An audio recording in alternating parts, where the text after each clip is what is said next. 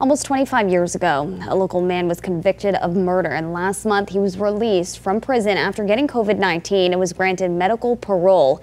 And now the victim's daughter is speaking out, frustrated that her father's killer is no longer behind bars. Western Mass News reporter Preseda Landaverde has the exclusive details for us. There's no justice. Maureen Moriarty, the daughter of John Regan, better known as Jack, emotional knowing the man who killed her father is out of prison. On October 12, 1995, Jack met up with John Stote for a financial transaction, and that was the last time he was seen. My father went to meet John Stote.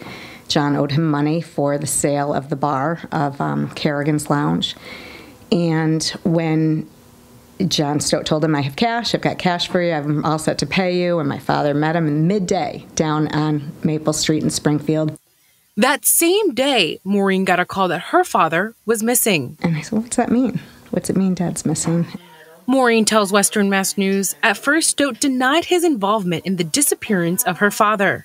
And then as time passed and facts revealed themselves, he'd been brutally murdered by John Stote. Jack's body was eventually found in the Connecticut River, and in 1997, Stote was convicted of first-degree murder without the possibility of parole and sentenced to life in prison at the Norfolk Correctional Institution. We felt relief. We felt some peace that justice had been done. In 2018, a Massachusetts law was passed that allows the release of prisoners facing terminal illness or permanent incapacitation. Stote had been petitioning for medical parole since the beginning of the coronavirus pandemic. The commissioner of the Department of Corrections denied all his requests. And then at the beginning of this year, he contracted COVID-19. His lawyer, Mark Bluver, tells Western Mass News Stote was put on a ventilator in dire condition. And on January 21st, he was officially granted medical parole. It appeared to everybody from a medical perspective that John's situation was terminal. And as a result of that, in a written decision, the commissioner changed her mind and granted medical parole. His daughter is frustrated. She says there's a loophole in the legislation and that it is being misused. In addition, she says there are no rights provided to the families of victims. I have no right to appeal the decision. I don't even have the right to a medical report to see how he's doing now or how he, where he's going to be relocated to. He could be 2 streets down and no one would know. He's been transferred out of the hospital, but I'm not allowed to know where he's been transferred to. State Representative Brian Ash is co-sponsoring an amendment to the law that was introduced during the current legislative session.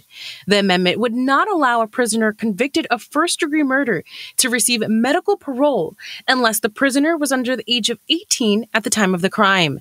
Ash tells us when the law was first introduced, no one could have predicted the coronavirus pandemic.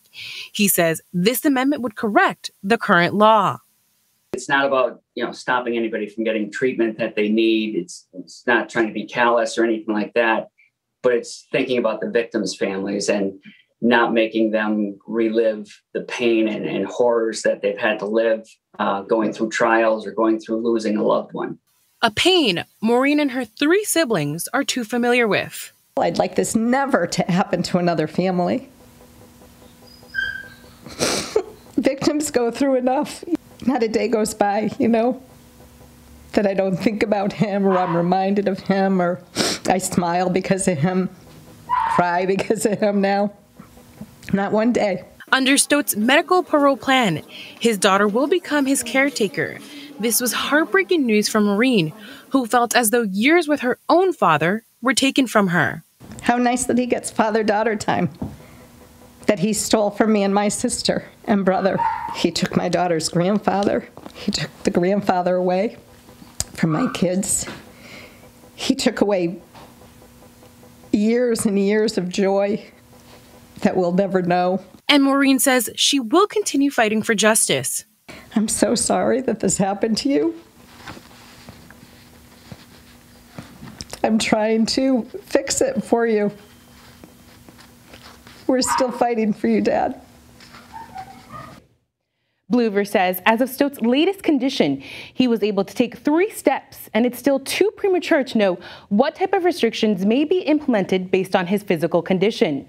In addition, he says if someone is no longer qualified for medical parole, the release can be withdrawn. For now, reporting in studio, Brisa de Landaverde for Western Mass News.